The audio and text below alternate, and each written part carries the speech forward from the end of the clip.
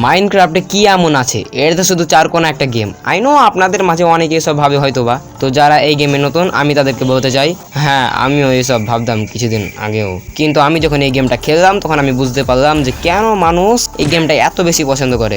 Still যাদের জানা নেই মাইনক্রাফটে কি করতে হবে, কল্পনা করো তুমি এক র্যান্ডম দুনিয়াতে আটকে গেছো, যেখানে তোমার কাছে না আছে খাবার, না আছে কোনো জিনিস, আর রাত হতেই তোমার উপর ভয়ঙ্কর মনস্টার পড়ে যায়, আর দিন হতেই ওরা উধাও হয়ে যায়। এভাবে রাতে তোমাকে সার্ভাইভ করতে করতে জিনিস সংগ্রহ করতে হবে আর বানাতে হবে, আর এই প্রসেসে তোমাকে তোমার নিজের স্ট্রং আর্মারও বানাতে হবে, যাতে রাতে আসা সেই ভয়ঙ্কর মনস্টারের হাত থেকে তুমি নিজেকে বাঁচাতে পারো। আর পুরো রেডি হয়ে এক নিউ ডাইমেনশনে গিয়ে সেখান থেকে তোমাকে আনতে হবে এক বিশেষ জিনিস, যে তোমাকে সর্বোচ্চ সাহায্য করবে নতুন তৃতীয় এক ডাইমেনশন খুঁজতে। আর এই তৃতীয় ডাইমেনশনে বসে থাকবে এক ড্রাগন, যার নাম হচ্ছে এন্টার ড্রাগন।